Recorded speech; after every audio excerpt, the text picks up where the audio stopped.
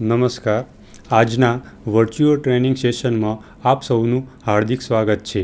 આજે હું આઈટીઆઈમાં ચાલતા સર્વે ટ્રેડ અંતર્ગત આદર્શ સ્કેલના ગુણધર્મો અને આરએફની ગણતરી વિશે માહિતી આપીશ. ચલો આપણે હવે પીપીટી જોઈએ. તો આદર્શ સ્કેલના ગુણધર્મો અને આરએફની ગણતરી એટલે આરએફ એટલે રિપ્રેઝેન્ટેટિવ ફ્રેક્શન. આઈડિયલ સ્કેલ એટલે કે આદર્શ સ્કેલના ગુણધર્મો characteristics of the ideal scale. તો આદર્શ સ્કેલના ગુણધર્મો નીચે પ્રમાણે છે કે તે જરૂરી ચોકસાઈ મુજબ વાંચી શકાય તેવા હોવા જોઈએ. સ્કેલની લંબાઈ 15 સેન્ટીમીટરથી 25 સેન્ટીમીટર જેટલી હોવી જોઈએ. સ્કેલના ભાગો અને પેટા ભાગો ચોકસાઈપૂર્વક પાડેલા હોવા જોઈએ. સ્કેલ નીચે તેનો નિરૂપિત આંક એટલે કે રિપ્રેઝેન્ટેટિવ ફ્રેક્શન લખેલો હોવો જોઈએ. સ્કેલ સહેલાઈથી વાપરી શકાય તેવો હોવો જોઈએ.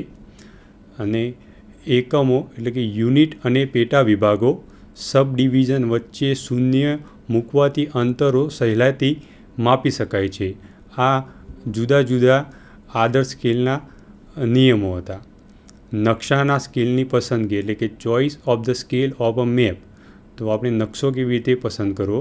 તો કોઈ પણ નકશા માટે સ્કેલની પસંદગી નીચેની બે બાબતો ઉપર આધાર રાખે છે કે એક નકશાનો ઉપયોગ અને પ્રદેશનો વિસ્તાર. કે સ્કેલ પસંદ કરતી વખતે નીચેના બે નિયમોનું ધ્યાન રાખવું જોઈએ. નકશાનો સ્કેલ એવો પસંદ કરવો જોઈએ કે જેથી તેની ઉપર 0.25 mm કરતાં નાના માપ દોરવા કે માપવા ન પડે. આપણે જે સ્કેલ યુઝ કરીએ છીએ એ 1 mm જેટલું લિસ્ટ એટલે કે ઓછામાં ઓછું રીડિંગ વાંચી શકે છે.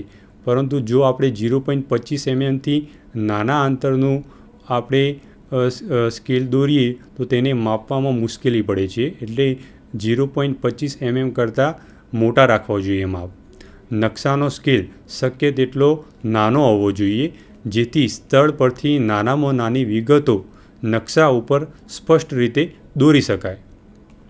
સ્કેલ સામાન્ય રીતે 3 પ્રકારના રહેતા હોય છે.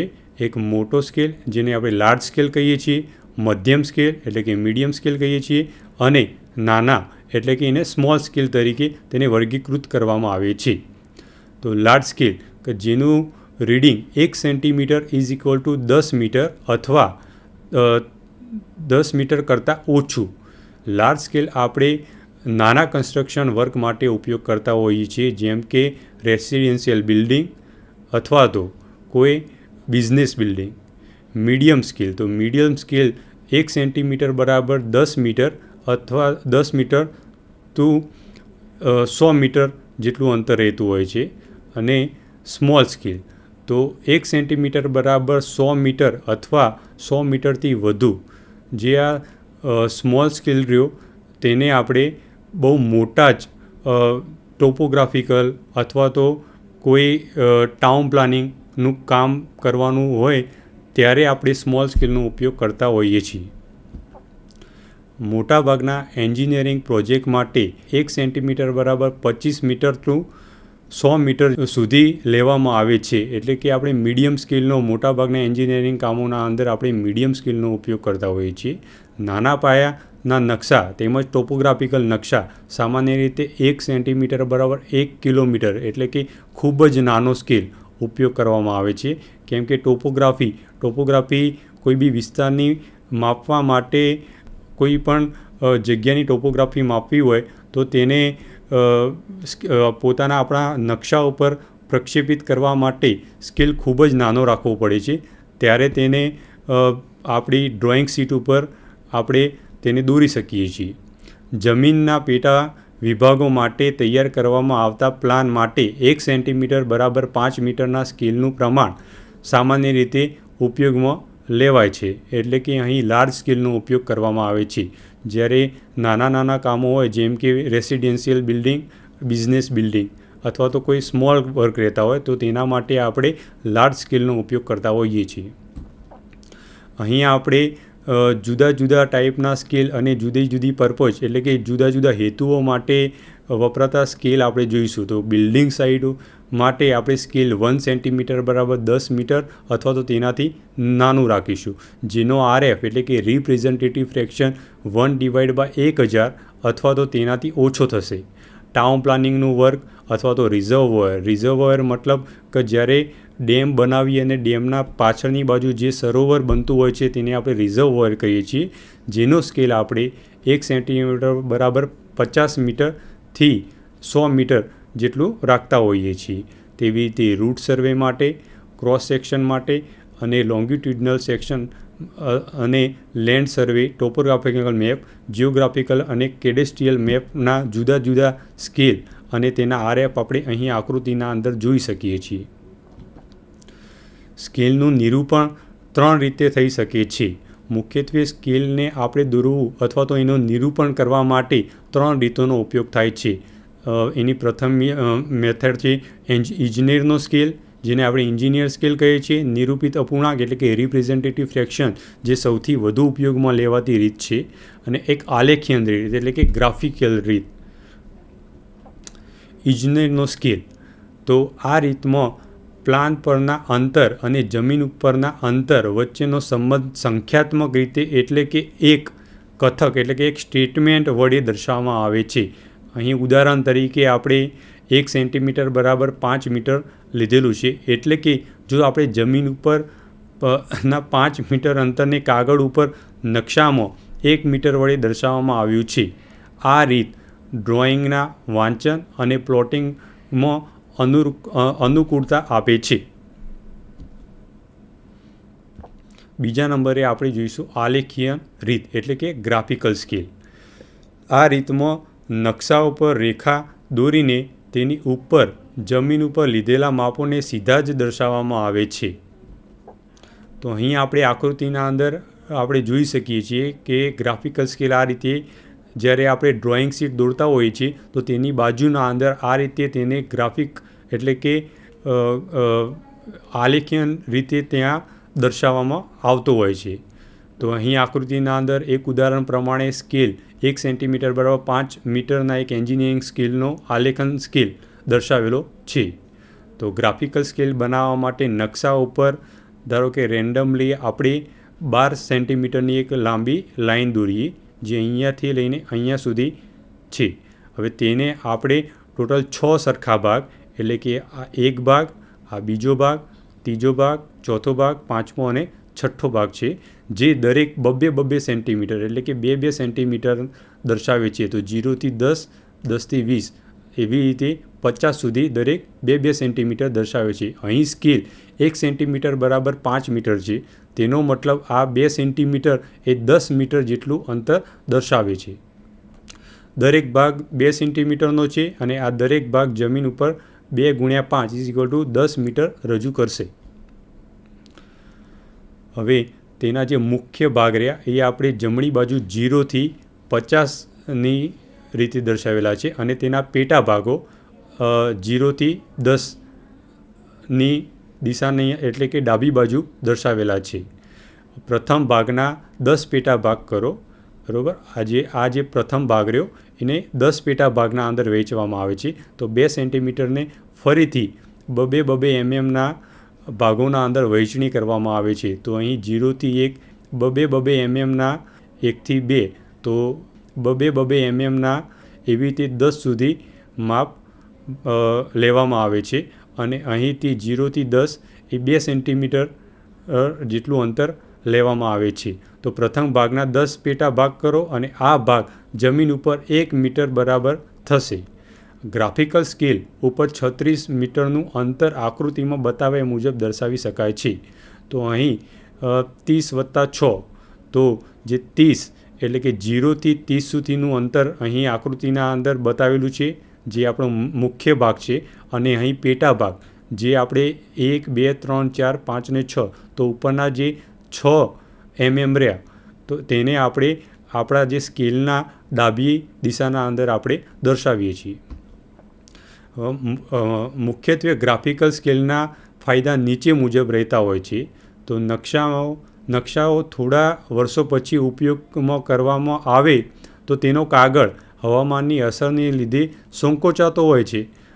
આપણી કોઈ બી સીટ હોય તો તેને આપણે લાંબા ટાઈમ સુધી તેને સંગ્રહ કરવાથી તેના ઉપર હવામાનની અસર થતી હોય છે, જેનાથી તેના ઉપર તાપમાનની અને હવાનું જે એટમોસ્ફિયરિક એટલે કે હવામાનમાં રહેલો જે ભેજ રહ્યો તેની અસર થતી હોય છે, કે જેનાથી આપણી સીટ અથવા તો ડ્રોઈંગ સીટ રહી એ કોન્ટ્રેક્શન અથવા તો એક્સપાન્શન થતી હોય છે, કે જેનાથી આપણું જે એકચ્યુઅલ કન્ડિશન એટલે જ્યારે આપણે સીટ દોરી હોય અને તેના 6 અથવા 7 મહિના પછી જો આપણે તેને સીટમાં ઉપયોગમાં લઈએ ત્યારે તેનું સીટનું એક્સપાન્શન અથવા કોન્ટ્રેક્શન થયેલું હોય છે, જેનાથી આપણને એકચ્યુઅલ રીડિંગ મળતું નથી. પરંતુ જો આપણે ડ્રોઈંગ શીટને સાઈડના અંદર દર્શાવેલો હોય તો ડ્રોઈંગ શીટના અંદર જે આપણે એકચ્યુઅલ પ્લાન દોરેલો હોય તેની જોડે આપણો ગ્રાફિકલ સ્કેલ પણ સંકોચાતો હોય છે.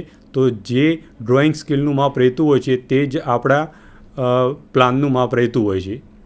તો તેથી નકશા ઉપર માપપટ્ટી વડે સીધું માપ લેવામાં આવે તો તેમાં ત્રુટિ આવે છે, પરંતુ ગ્રાફિકલ સ્કેલનો ઉપયોગ કરવામાં આવે તો નકશાની સાથે તેના ઉપર દોરેલો ગ્રાફિકલ સ્કેલ પણ સંકોચાતો હોય છે, જેથી માપમાં ત્રુટિ આવતી નથી. નકશા ઉપરનું માપ સીધું જ કંપાસના વિભાજક એટલે કે આપણું જે ડિવાઈડર પરિકર વડે માપી શકાય છે, અથવા તો એમાં માપપટ્ટીની બી જરૂર પડતી નથી. નિરૂપિત અપૂર્ણાંક એટલે કે એને રિપ્રેઝેન્ટેટિવ ફ્રેક્શન, જેને આપણે ટૂંકમાં RF તરીકે બી ઓળખીએ છીએ, કે ડ્રોઈંગ ઉપરના અંતરનો ગુણોત્તર જે જમીન ઉપરના ઓબ્જેક્ટની સંબંધિત લંબાઈનો ભાગ રજૂ કરે છે તેને નિરૂપિત અપૂર્ણાંક કહે છે, જેને રિપ્રેઝેન્ટેટિવ ફ્રેક્શન તરીકે પણ ઓળખવામાં આવે છે. તેને સંક્ષિપ્તમાં RF તરીકે લખવામાં આવે છે. RFમાં પણ સ્કેલ દર્શાવવા ઈચ્છનીય છે. હવે આપણે RFનું એક ઉદાહરણ જોઈશું. તો એક સ્કેલ 1 સેન્ટીમીટર બરાબર 5 મીટરના સ્કેલ માટે નીચે પ્રમાણે RF દર્શાવી શકાય. 1 મીટર બરાબર 100 સેન્ટીમીટર જે આપણે સૌ જાણીએ છીએ. તો રિપ્રેઝેન્ટેટિવ ફ્રેક્શન તો અહીં સ્કેલ આપેલો છે 1 સેન્ટીમીટર બરાબર 5 મીટર. તો RFના અંદર ઉપરનું એટલે કે ઉપરનું અને નીચેનું બંનેના એકમો આપણે સમાન કરવાના હોય છે.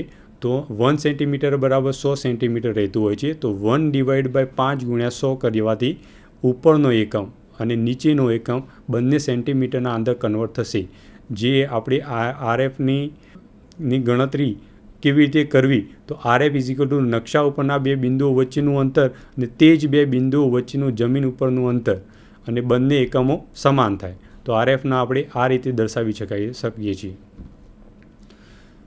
બીજા ઉદાહરણ જોઈશું. તો નીચે દર્શાવેલ સ્કેલના RF શોધો. તો અહીં એક્ઝામ્પલ નંબર 1 સેન્ટીમીટર બરાબર 7.50 મીટર છે.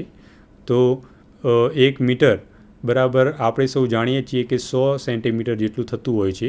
તો આ 7.50 જે મીટરના અંદર આપેલું છે તેને આપણે સેન્ટીમીટરના અંદર કન્વર્ટ કરશું. RFની ગણતરી કરવા માટે ઉપરનો અને નીચેનો બંનેનો સ્કેલ સમાન હોવો જોઈએ. તો 1 સેન્ટીમીટર બરાબર 7.50 ગુણ્યા 100 કરવાથી 750 જેટલો આપણો જવાબ આવશે, જે 1 સેન્ટીમીટર બરાબર 750 સેન્ટીમીટર દર્શાવે છે. તો RF 1/750 થાય. બીજો એક્ઝામ્પલ કે 1 સેન્ટીમીટર બરાબર 100 મીટર થાય છે. તો એને RFના અંદર કન્વર્ટ કરવા માટે તો RF 1/ જે આ 100 મીટર છે તેને આપણે સેન્ટીમીટરના અંદર કન્વર્ટ કરશું. તો તે 100ને આપણે બીજા 100 દ્વારા ગુણીશું. તો 1/10,000 જેટલો આપણો RF થશે. બીજો એક્ઝામ્પલ જોઈએ. તો 1 સેન્ટીમીટર બરાબર 2 કિલોમીટર. તો અગાઉના એક્ઝામ્પલમાં આપણે સેન્ટીમીટરનું મીટરના અંદર કન્વર્ઝન કરતા હતા, પણ અહીં સેન્ટીમીટરનું કિલોમીટરના અંદર કન્વર્ઝન કરવાનું રહેશે. તો સૌ પ્રથમ આપણે કિલોમીટરનું આપણે મીટરના અંદર કન્વર્ઝન કરશું અને મીટરનું આપણે સેન્ટીમીટરના અંદર કન્વર્ઝન કરશું. તો એક સેન્ટીમીટર બરાબર 100 મીટર આપણે જાણીએ છીએ. તેવી જ રીતે 1 કિલોમીટર બરાબર 1000 મીટર જેટલું થતું હોય છે, જે 2 ગુણ્યા 1000 ગુણ્યા 100 આપણો જવાબ આવશે. નીચે દર્શાવેલ RFના સ્કેલ શોધો. તો અગાઉ આપણે સેમ યુનિટનું RFના અંદર કન્વર્ઝન કરતા હતા.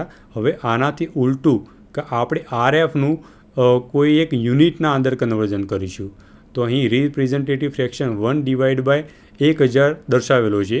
તો આપણે જે આ રીડિંગ રહ્યું એને આપણે સેન્ટીમીટર અને મીટરના અંદર કન્વર્ઝન કરીશું. તો જે આપણને ખ્યાલ છે કે 1 સેન્ટીમીટર બરાબર 100 મીટર જેટલું થતું હોય છે. તો અહીં 1 × 100, તો આ જે 100 રહ્યા જેનું કન્વર્ઝન આપણે મીટરના અંદર કરીશું. એટલે scale is equal two 1 centimetre બરાબર 10 મીટર જેટલો થશે. બીજો એક્ઝામ્પલ જોઈશું. તો RF is equal to 1/5000, 1 metre બરાબર 100 સેન્ટીમીટર જેટલું રહેશે. તો 1/50 × 100 એટલે કે scale is equal two 1 centimetre બરાબર 50 મીટર જેટલું થશે. નીચે દર્શાવેલા RFના સ્કેલ શોધો. તો 1/2,50,000, તો તેનું આપણે મીટર અને કિલોમીટરના અંદર આપણે કન્વર્ઝન કરીશું. તો 1 સેન્ટીમીટર તો તેમને એઝ ઇટ ઇઝ રાખશું.